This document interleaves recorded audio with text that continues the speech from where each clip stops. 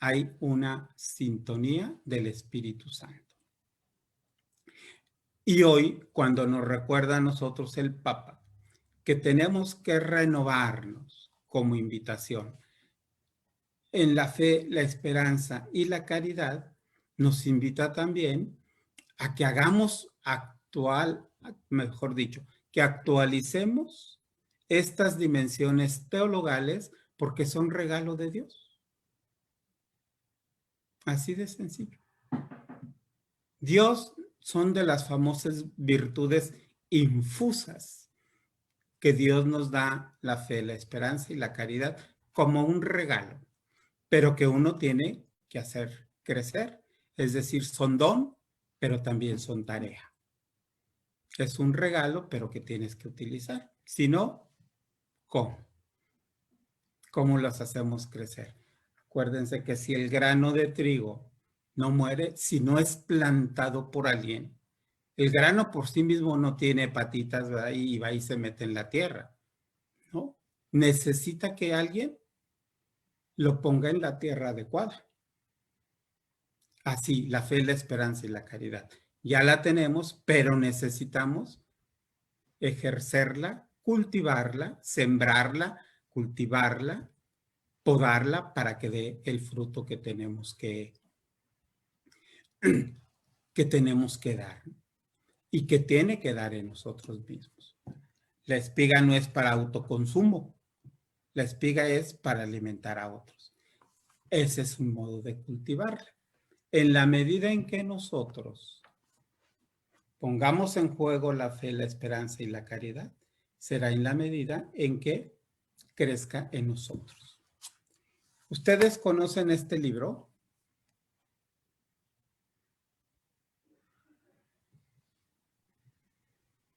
Se ve medio tétrica la portada, pero se supone que es un cuadro muy bonito que representa las virtudes. Este libro se llama De las virtudes y de los vicios. Es un extracto de la cuenta de conciencia, una selección que hace el padre Félix de Jesús Rouget. Cuando él es nombrado como fundador y empieza también a leer los escritos de Conchita, porque le dice, mire, todo lo que el Señor ha dicho para los religiosos de la cruz. Y él dice, si la clave para vivir la espiritualidad de la cruz es la cadena de amor, entonces hay que formar en las virtudes que nos lleven a vivir la cadena de amor. Y él clasifica de los escritos de Conchita, él va a seleccionar y agrupar por familias, dice, una familia de virtudes es esta, y todas las virtudes que pueden ir conformando esa familia. Entonces, esto es bien interesante. Entonces, él extracta esto para los novicios. Un novicio es aquel que inicia su formación ya formal como misionero del Espíritu Santo. Hoy hay una etapa previa que se llama postulantado, antes del noviciado, donde se van a trabajar la persona humana, todas sus dinámicas, para que lleguen un poquito más equipados a lo que es el noviciado, entendiendo que la gracia presupone la naturaleza. Entre más una naturaleza humana sea más consistente, más madura, entonces es más factible que la gracia vaya calando más, ¿no? Entonces, por ahí es la cuestión. Entonces, en este libro, ¿verdad?, el padre Félix agrupa 12 familias de virtudes, pero dice, también hay 12 oposiciones y también son familias. Un ejemplo, una familia, la humildad. Todas las virtudes que conforman la humildad, dice, pero también tiene una oposición. ¿Qué se opone a la humildad? La soberbia, dice Claudia Lozano por ahí. La soberbia. Acuérdense que sé leer los labios, ¿eh? Entonces, la soberbia. Pero también la soberbia se compone de un conjunto de vicios, así le llaman, vicios, como oposición a virtud. Bueno, todo este rollo para decirles que en la familia número 12 están las virtudes perfectas. Y estas virtudes perfectas son la fe, la caridad y la esperanza. Entonces, ¿cómo poder llegar? Fíjense, aquí hay algo bien interesante. No solamente es renovar nuestra fe, como nos lo propone el Papa. Para el apóstol de la cruz, o quienes vivimos la espiritualidad de la cruz, es cómo crecer en la perfección de las virtudes de la fe, la esperanza y la caridad. No es renovarlas, es hacerlas crecer, como decía, para que vayan siendo cada vez más maduras, más perfectas, para que vayan fructificando de acuerdo al proyecto y al querer de Dios. Y para eso el Señor le explica a Conchita. Ya ven que el Señor todo se lo explicaba y si no, Conchita preguntaba, a ver, mi Jesucito chulo, precioso, adorado, ¿qué onda con esto? Y el Señor en su delicadeza, acuérdense que es un amor muy tierno el de Dios, se las iba a explicar. Toma como textos de referencia el Padre Félix la carta a los romanos. Dice en el capítulo 5, versículo 2, por la fe nos acercamos a la gracia. Porque creemos, Dios nos permite acercarnos a ese torrente en el que Dios se vacía a nosotros. Y luego dice en Romanos 8:24, por la esperanza hemos sido salvados o somos salvos, ¿verdad? Por la esperanza, porque esperamos la salvación de Dios o llegar a esa plenitud del amor con Dios, porque lo esperamos, Dios nos lo concede. Entonces, y dice en Romanos 5:8, nos encarece Dios su caridad, no que nos la suba de precio o nos la ponga como ahorita el huevo, ¿verdad? Que subió muchísimo los productos básicos. Que aquí hay algo bien interesante, fíjense, el otro día platicaba con una persona de cuánto había subido la canasta básica. Y le digo, ¿y a qué crees que se deba? ¿A la escasez? Dice, no, porque aunque sea con gorgojitos, pero frijol hay, ya tiene integrada la carne, ¿verdad?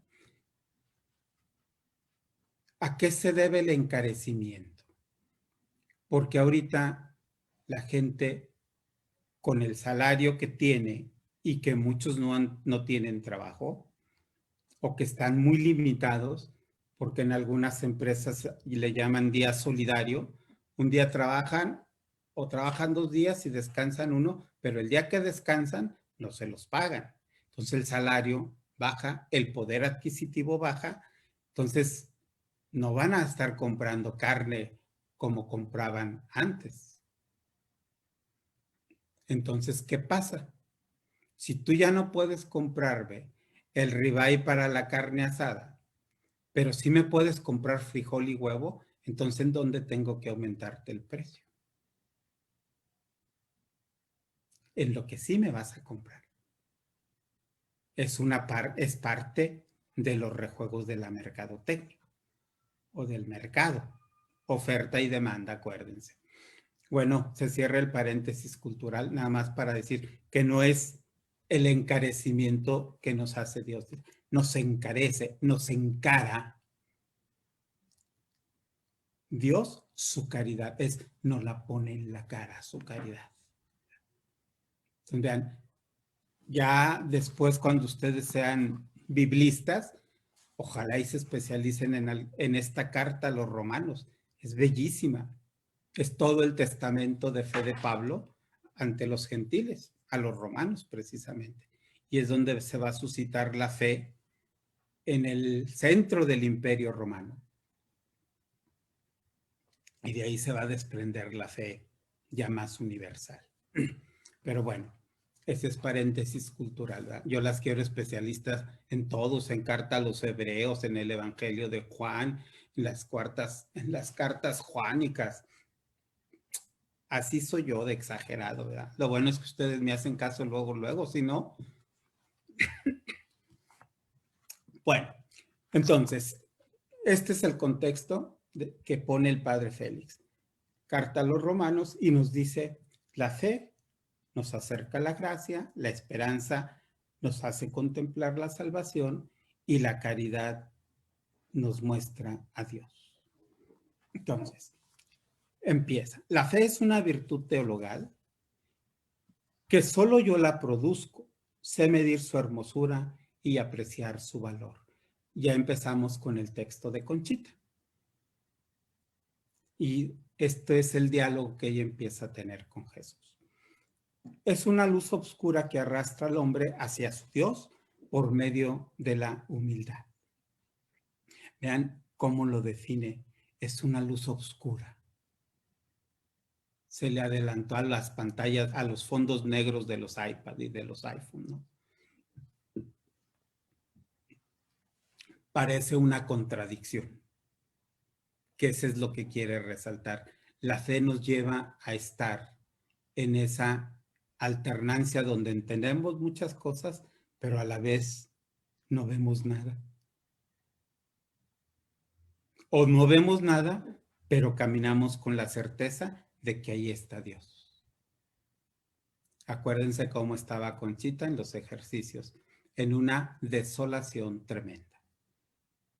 Entonces, pero ella seguía caminando. Se desarrolla en el alma por medio de la virtud de la humildad y es indispensable para la salvación. Alguien. ¿Por qué es indispensable la humildad? Para crecer en la fe. Si yo no creo en Dios como mi Señor y me pongo a la par de Él, ahorita, por ejemplo, ¿cuántos mesías han surgido en el mundo que se sienten Dios? Si yo no creo en alguien superior a mí, por decirlo de alguna manera, con alguien que es mucho más grande que yo, estaré hablando de Dios. ¿Estaré creyendo en Dios realmente? ¿Cuál es el pecado precisamente social actualmente? Que el hombre es la medida de todas las cosas. Que el hombre sea autodenominado o autonombrado como el criterio de todas las cosas. Fíjense, ¿a qué grado hemos llegado de falta de humildad o de soberbia, por decirlo de alguna manera? ¿A qué grado hemos llegado? Que ahora hasta podemos decidir psicológica o mentalmente si yo quiero ser hombre o mujer. ¿Será eso posible? Cuando fenotípicamente hay una realidad. Y dice la Sagrada Escritura, ¿verdad? Hombre y mujer los creo. Ya lo demás, pues podemos alegar y disentir en muchas cosas y está bien. Pero hay una realidad también de fondo. Si yo no le creo a Dios, que ese es el punto, ¿no? Si yo no creo que Dios creó hombre y mujer,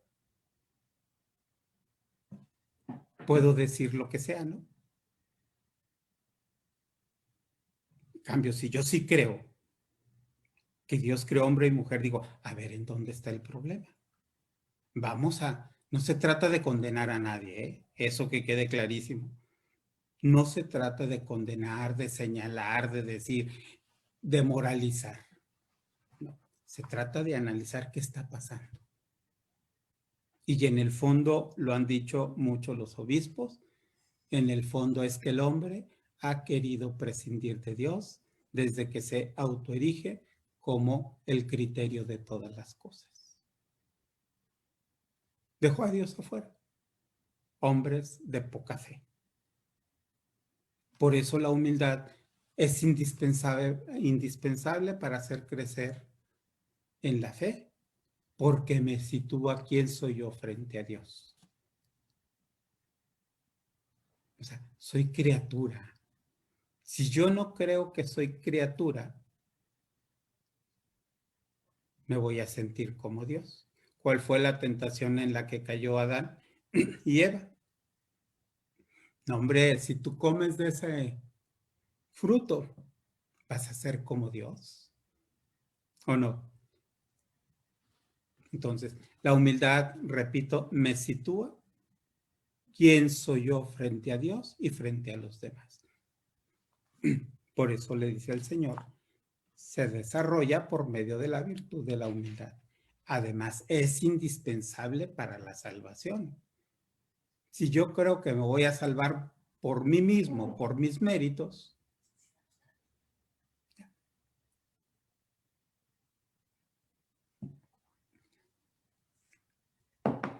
pues ¿cuál es el mérito entonces de la cruz de Jesús?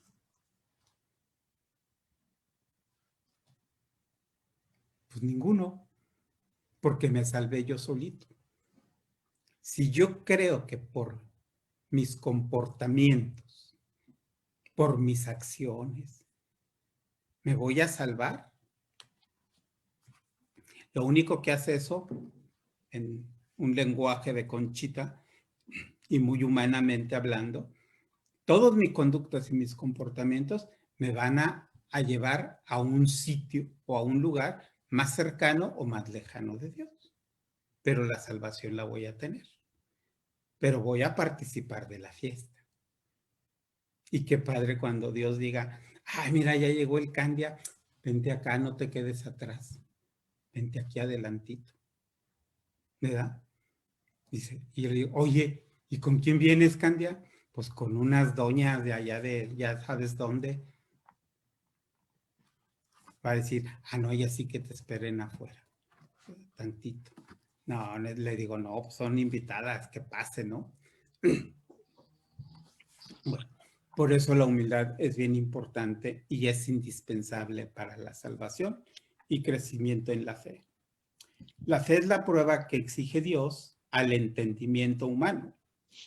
Es la orgullosa inteligencia del hombre, el cual, perdón.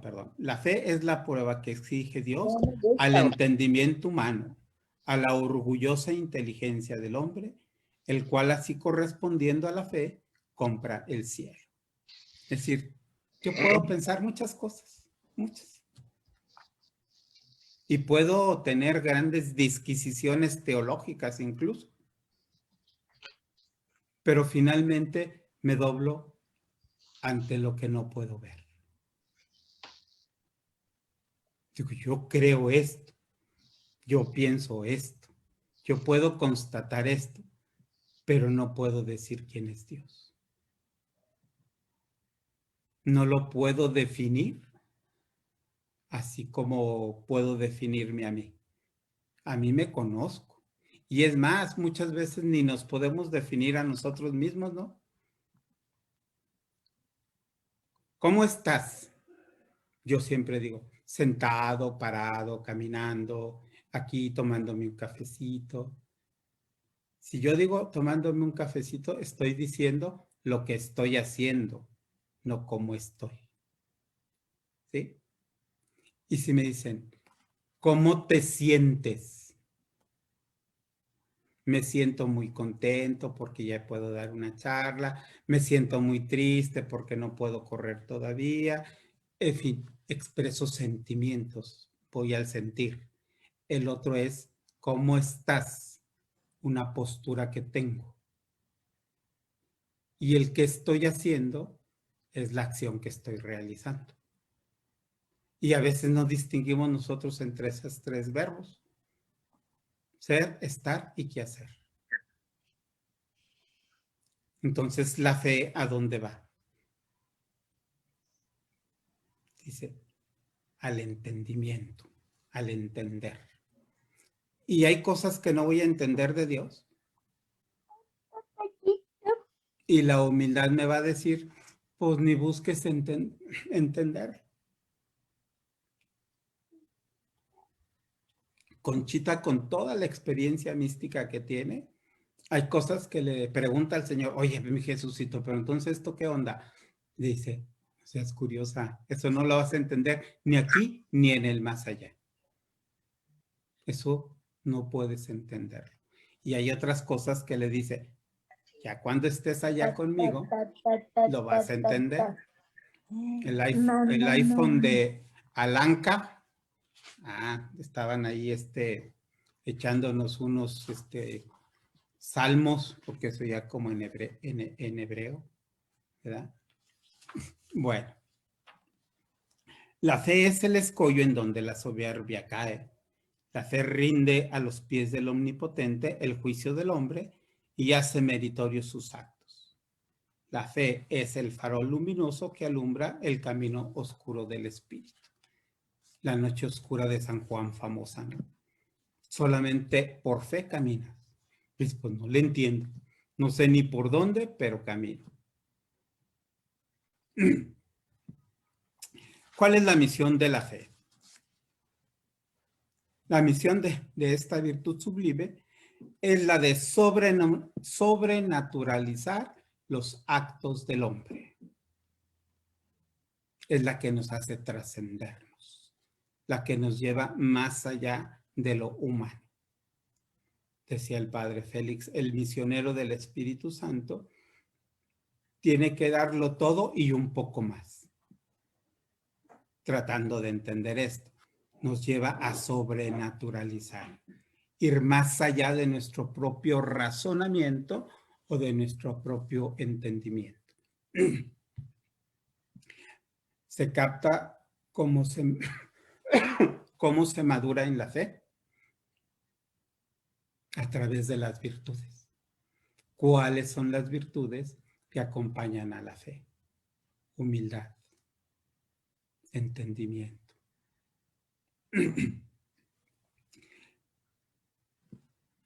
Con esta comparación gráfica se entenderá. Los actos que son de barro, la fe los platea. Los de plata los dora. Los dorados los cerca de brillantes. Y los de brillantes los enriquece de tal manera que si los actos pudieran volver al hombre, no los conocería. Por ahí se escuchó que la batería está baja. ¿Será la mía? No, está conectada la mía hasta eso. Bueno, así le entendí. Digo, very low. Hasta eso sí me salió la pronunciation. Bueno, entonces, vean qué ejemplo tan bonito le pone el Señor a Conchita. Lo que es barro, se platea. Lo que es plata, se dora. O sea, se hace oro, no lo vayan a decir. ¿Y en qué aceite? ¿En el de aguacate o en el de cánula? No, no es de dorado de eso, de freír, no. Es dorado de oro, ¿verdad? Lo dorado se abrillanta con brillantes. Los que son brillantes y se los enriquece de tal manera que si los actos pudieran volver al hombre, no los conocería. Fíjense, si nosotros pensamos en esa dimensión práctica, es decir, si tú después de estas pláticas de Cuaresma pones en práctica tu fe y tú dices, yo creo que Dios ha puesto un amor muy grande en mí para hacer su manifestación a los demás. Y empiezas a tratar a los demás con más cariño, con más fraternidad, más amorosamente. No dirían, chis, ¿y esta qué le pasó? Te vas a sorprender que te digas, caray, ya no grité. ¿Por qué? Porque por tu fe te estás transformando. El barro queda, pero embellecido, y esa es nuestra parte humana que todavía tenemos. Seguimos siendo barro. Hasta decimos no a veces. Ay, ya sacó el cobre este, ¿verdad? Pues seguimos siendo.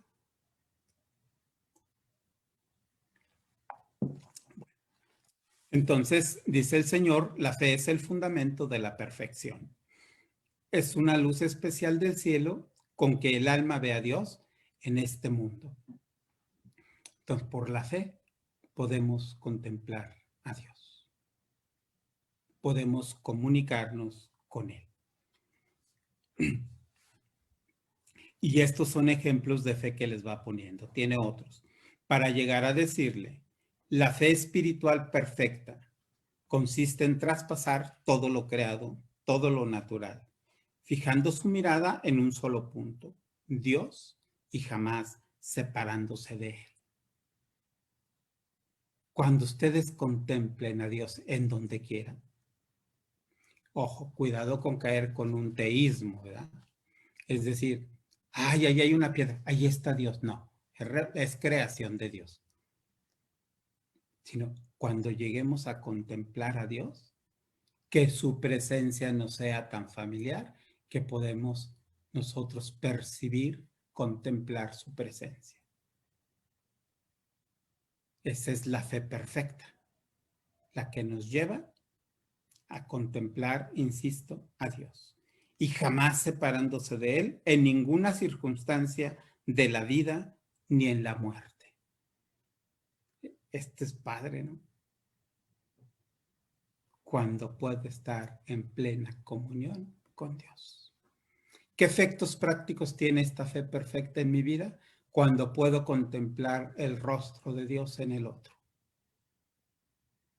Los obispos de Puebla, allá en el 79, dijeron, los rostros nuevos de Cristo crucificado, y señalaban a los obreros, a los campesinos, a todos los marginados. Aparecida dijo, ¿cuáles son los nuevos rostros de este crucificado? Porque nosotros tendríamos que ser expertos en eso, en detectar al Cristo crucificado. Le dice el Señor a Conchito, mírame y llámame crucificado. Crucifícate conmigo. ¿Sí? Entonces, esto es bien interesante. ¿Cuál es la repercusión práctica que para nosotros? De llegar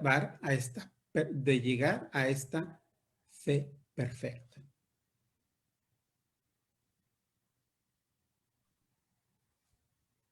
Ser contemplativos, definitivamente. Ella les repite siempre que hay un Dios justo y nunca puede callar esta voz. Dulce para los buenos y terrible para los pecadores y obstinados.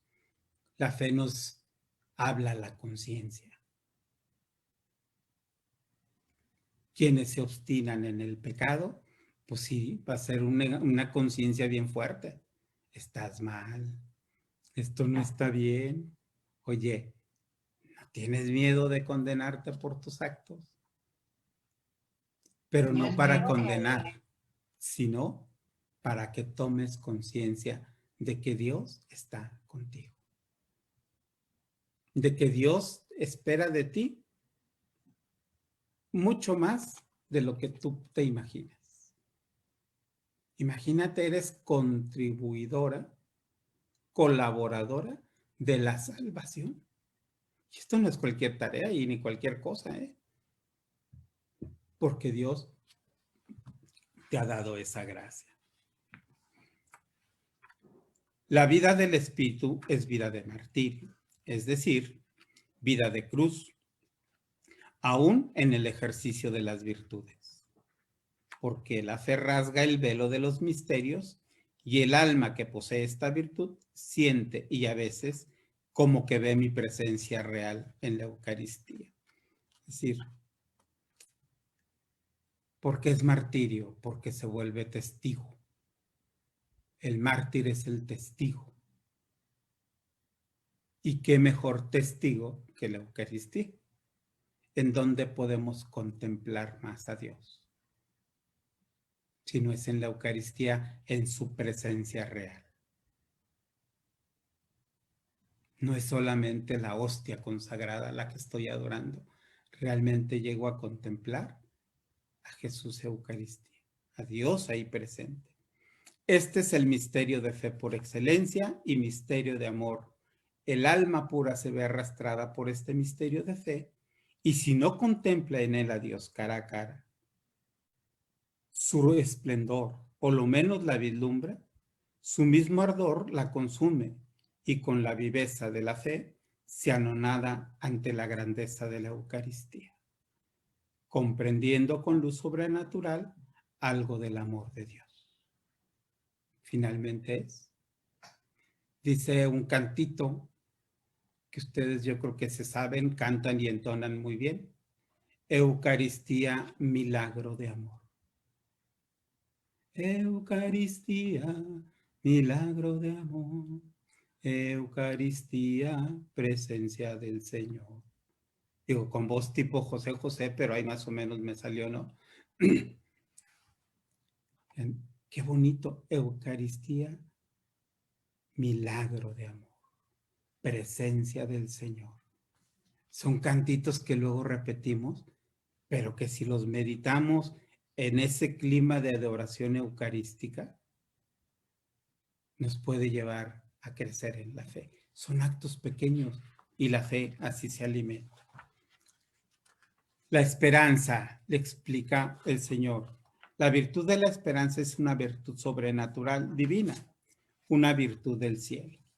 No se puede separar de la fe ni de la caridad, porque son estas tres virtudes teologales una imagen de la Santísima Trinidad.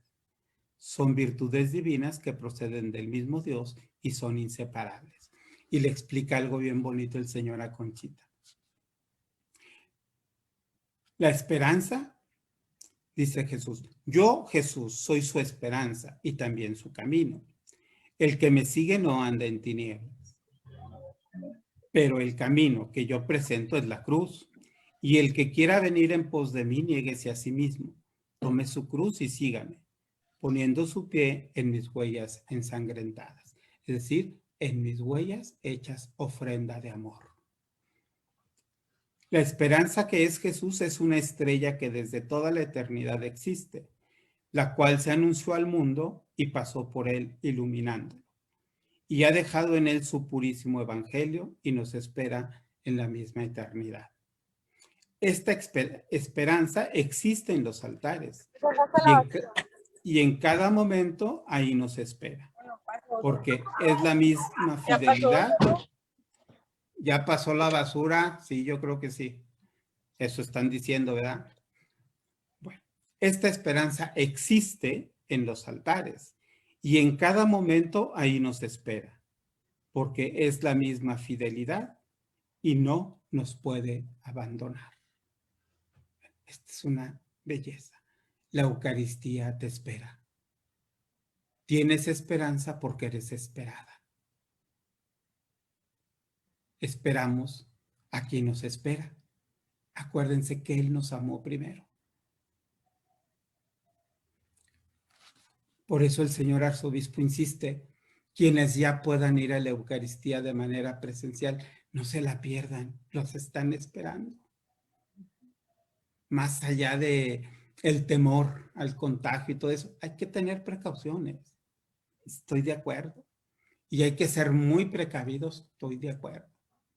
Y hay que bañarse en sanitizante, hay que bañarse en sanitizante. Hasta sirve de gel, ¿no? El antibacterial hasta sirve de gel y no se contagia uno en el pelo. Pero es por esta razón. Nos espera al que esperamos. Él nos espera primero. Dice, y no nos puede fallar porque es fiel. Si Jesús es la esperanza, el Padre es la verdad y la luz, y el Espíritu Santo la caridad, la vida y el amor. Con razón María es la madre de la Santa Esperanza, hija de la verdad y de la luz, y esposa de la caridad, de la vida y del amor. Textazo mariano. Aquí está la Mariología, de la relación de María con cada una de las personas de la Trinidad, desde este ámbito de fe, esperanza y caridad. Si Jesús es la esperanza, el Padre la verdad y la luz, y el Espíritu Santo la caridad, la vida y el amor, con razón María es la madre de la Santa Esperanza, hija de la verdad y de la luz, y esposa de la caridad, de la vida y del amor. Pone nuestra madre textazo.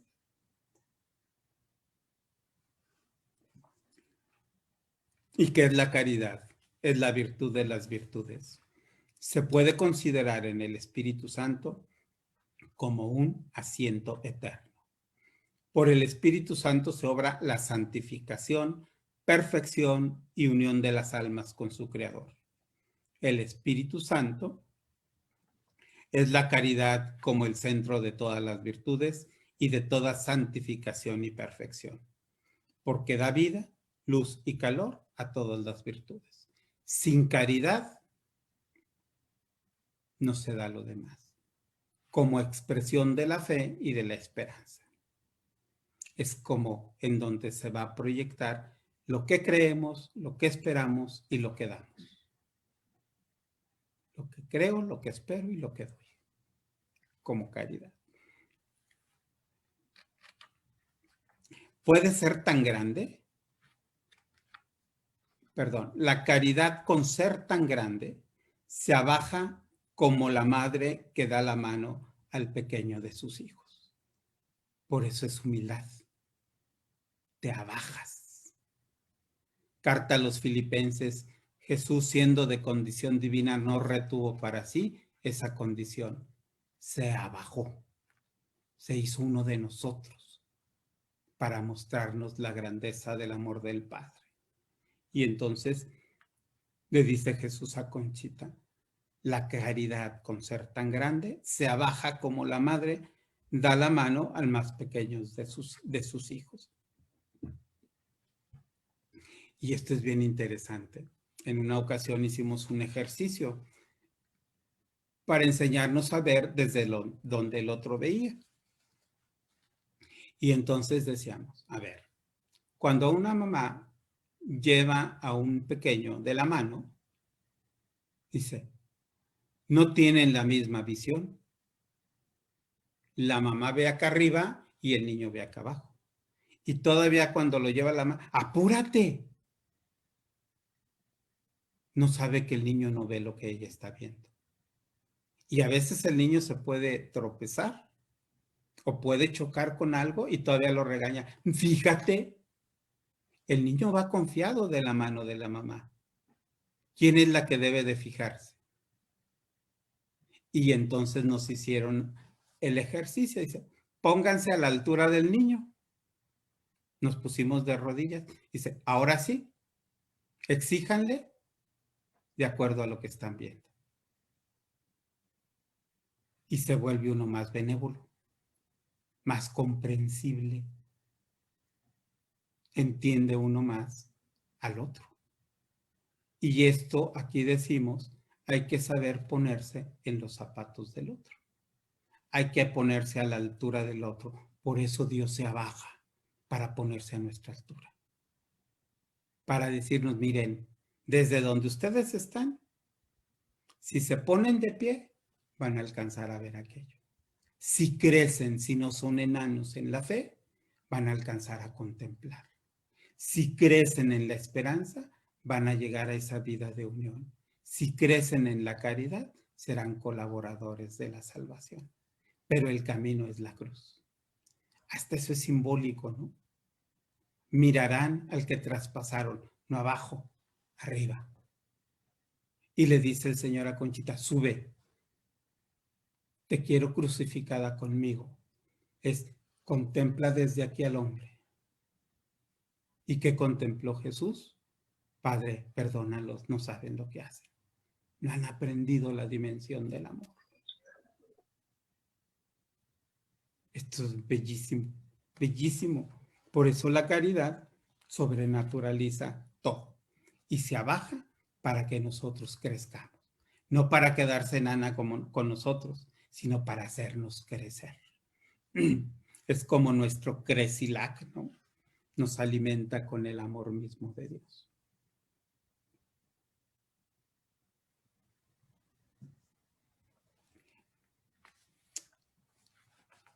El Espíritu Santo derrama en nosotros la caridad, de suerte que ella es el grado más alto de las virtudes. Es además esta virtud tan extensa que abarca todo acto vital del alma, sobrenaturalizando. Nos hace ir más allá de lo natural, la caridad. No nos hace pensar en si lo mereces o no lo mereces, sino lo necesitas y en qué medida lo necesitas.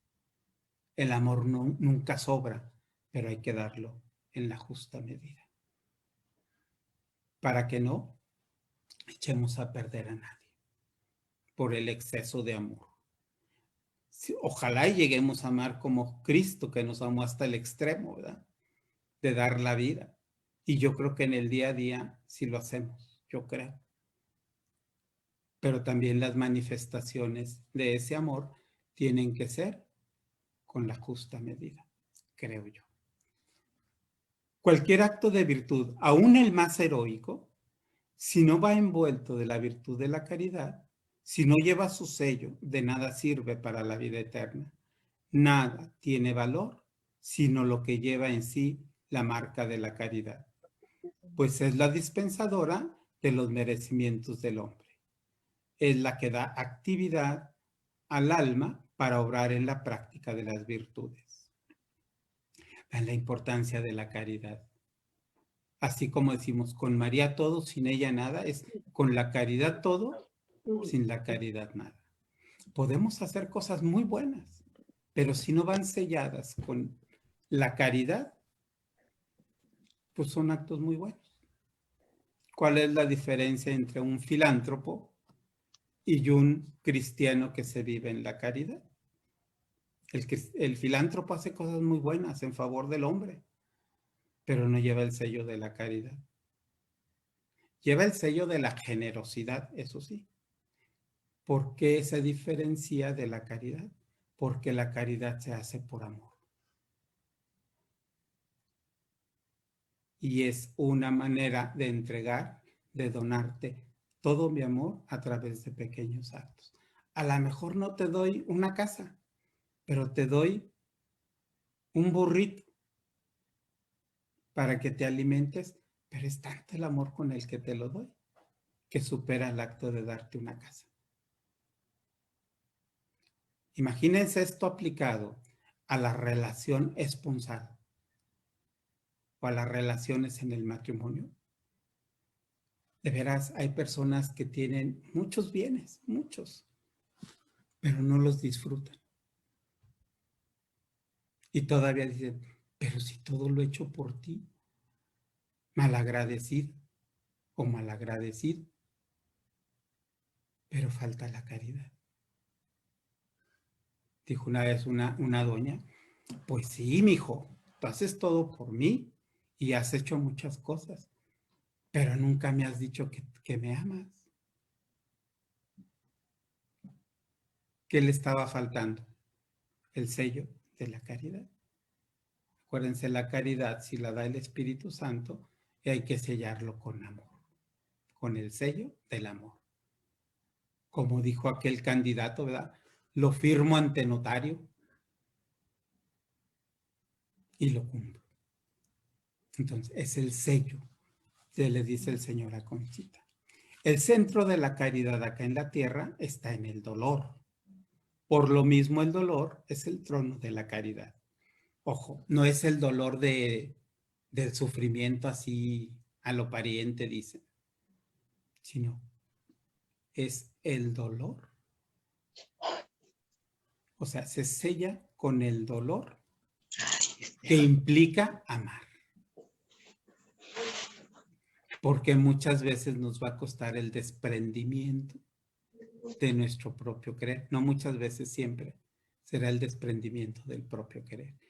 Te voy a amar como tú necesitas ser amado, no desde mis esquemas.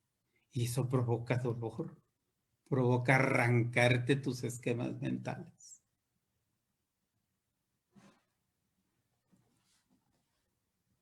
El trono del verbo hecho hombre es la cruz. El trono de la caridad es el dolor. El dolor o la cruz, divinizado por el Hijo, es el único escalón para subir al amor caridad. Por esto los más crucificados son los que más aman, porque el dolor trae hacia sí al Padre, al Hijo y al Espíritu Santo. Pero no es un dolor provocado por las injusticias o por el pecado. Es un dolor que se es suscitado por el amar hasta el extremo. Y luego echa todo un rollo sobre la caridad fraterna, dirigiéndose a los religiosos, que también podemos aplicar para los apóstoles de la cruz. Terminó diciendo, el dolor divinizado por el Hijo de Dios es el que conquista al amor. Por esto, los que más se crucifican son los que más aman, porque el dolor atrae al Padre, al Hijo y al Espíritu Santo. Y en el alma que así ama habitan las tres divinas personas, real y verdaderamente. Y el Espíritu Santo en los corazones más crucificados forman su nido. Es decir, los que aman de manera total e incondicional y entregan lo mejor de su amor a los demás para salvarlos. No nada más es el amorcito del 14 de febrero, ¿verdad? No. Es te amo tanto que estoy dispuesto a entregar mi vida para que tú vivas en el amor mismo de Dios, en el amor auténtico y verdadero, para que goces de la vida de Dios. María fue el trono de la caridad porque su purísimo corazón fue dolor. María es la única criatura confirmada en gracia desde el primer instante de su ser, y siempre fue ella llena de gracia. La poseyó en un grado altísimo e incomprensible a toda inteligencia creada. Tuvo en la plenitud de esta gracia la plenitud de todas las virtudes. Mas solo una cosa faltaba a la corona de María, y esta también se le dio y en grado plenísimo, el dolor. ¿Por qué se le llama la dolorosa? Porque una espada atravesó su corazón. Y una espada atravesada de manera permanente causa mucho dolor.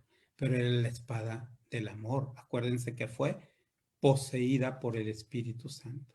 El Espíritu Santo te cubrirá. El amor de todo un Dios te cubrirá, pero te va a causar dolor. De ver al Hijo amado siendo tratado injustamente cuando él únicamente actuaba por amor.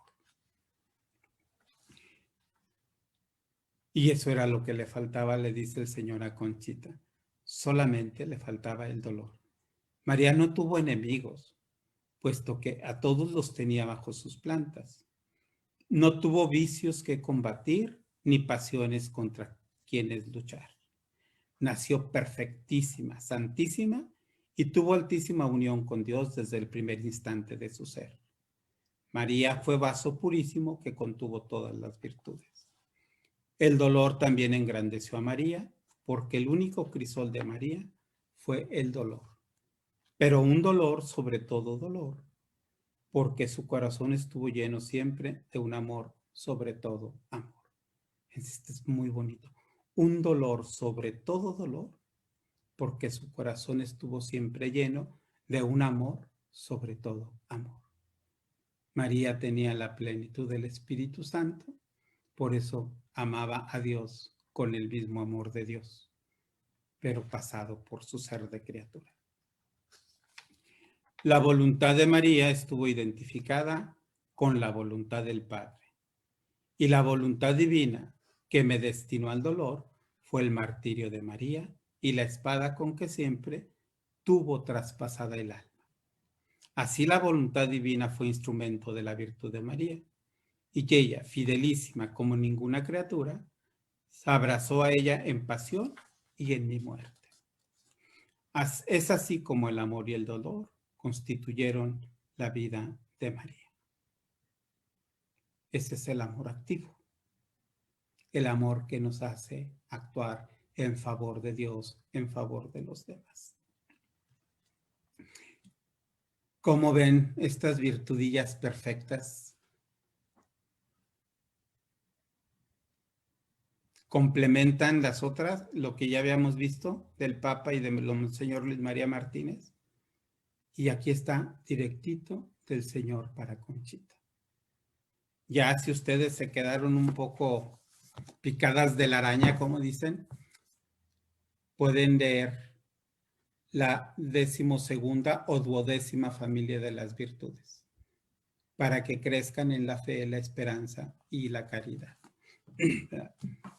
Y si tienen alguna duda de esto, ya hay algún grupo que está estudiando este texto. Ya unos ya llevan casi 2 años y otros tienen 1 año.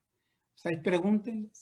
Digan, oye, a ver, tú que eres experta en las virtudes y los vicios, platícanos con qué se come y con qué se digiere esto. Y si no, pues una pausa y al 3er año regresamos, ¿verdad?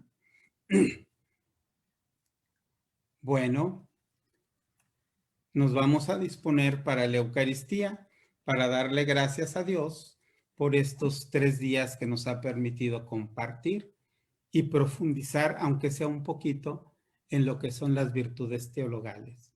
Que ojalá y nos hayamos quedado con alguna pista para poder profundizar, crecer y madurar en estas virtudes de la fe, la esperanza y el amor.